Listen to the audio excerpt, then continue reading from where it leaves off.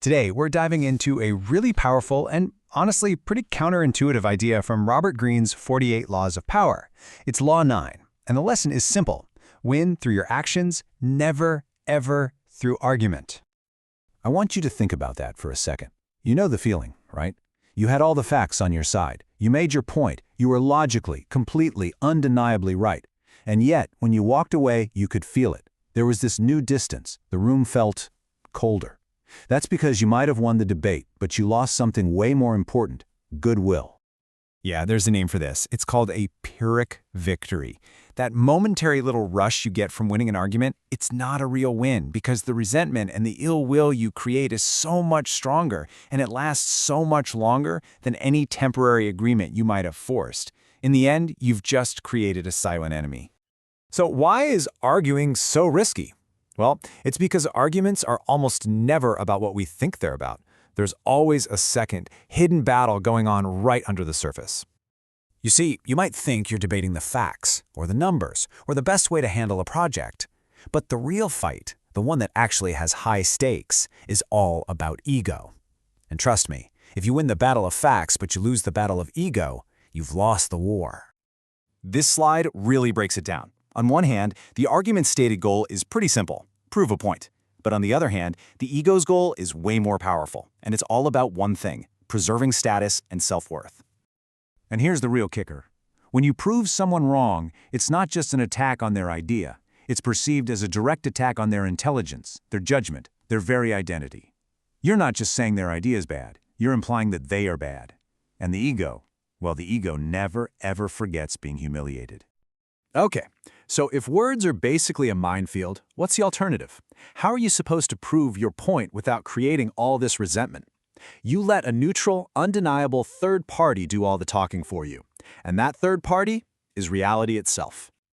Let's be honest, words are cheap. In the heat of the moment, people will say anything. Words are slippery. They get misunderstood. They can be twisted around, and a week later, they could be completely denied. They're just not a stable foundation for real persuasion.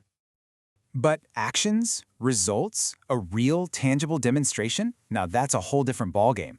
Physical proof isn't an opinion. It's a fact. It's something people can see and touch for themselves. And you know what? You just can't argue with reality. This is the absolute core of Law 9. Don't explain. Don't go on and on trying to lecture someone. Just show them. Demonstrate. Let people arrive at the conclusion you want them to, but make them think it was their own idea by showing them evidence they just can't deny. Now this isn't just theory. History is absolutely full of brilliant people who understood this principle. So let's look at two masters who knew that showing is always, always more powerful than telling. Okay, so picture this. You're Michelangelo. You have just completed your absolute masterpiece, the statue of David. Your powerful patron, the mayor, comes to inspect it. He fancies himself an art critic, and he looks at your perfect creation and says, the nose is too big. So what do? You're stuck, right? If you argue, you're basically telling the most powerful man in the city that he has bad taste. You're questioning his intelligence. That's career suicide. But if you actually change the nose, you ruin your own perfect work of art. A direct argument is a total lose-lose situation. Michelangelo is way too smart to fall into that trap. Without saying a word, he signaled for the mayor to come up on the scaffolding with him. He grabbed his chisel, but here's the brilliant part. He also secretly scooped up a handful of marble dust. He then just pretended to tap gently on the nose, all while letting the dust fall as if he were carving. He never actually touched the statue. After a few moments of this little show, Michelangelo stepped back and asked the mayor what he thought. And the mayor, now totally convinced that he had helped improve the work, declared it was perfect. Michelangelo saved his statue, and the mayor saved face.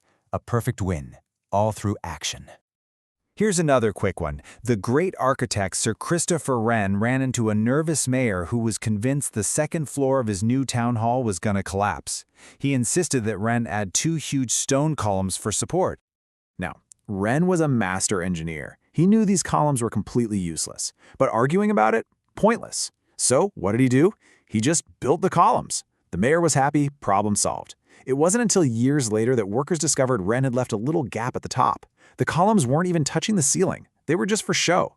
The mayor got his peace of mind, and Wren's design was proven correct for all time. So what do these stories really tell us?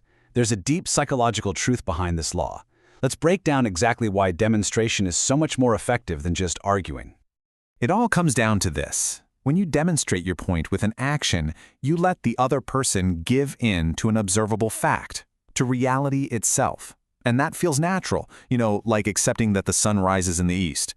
But when you force them to give in to your words in an argument, they're surrendering to you. And that feels deeply humiliating. The philosopher Baltasar Gracian wrote something once that just perfectly sums all of this up. He said that the truth is generally seen, rarely heard. People trust what they see far more than what they hear. They will fight you on what you say, but they will accept what you show them. Your actions are a kind of proof that completely bypasses the ego and speaks directly to their understanding. So the next time you find yourself about to step into an argument, one that you absolutely feel you have to win, just stop. Ask yourself this. Instead of getting your words ready, how can you prepare a demonstration? What kind of reality could you build that would make all your arguments completely and powerfully unnecessary?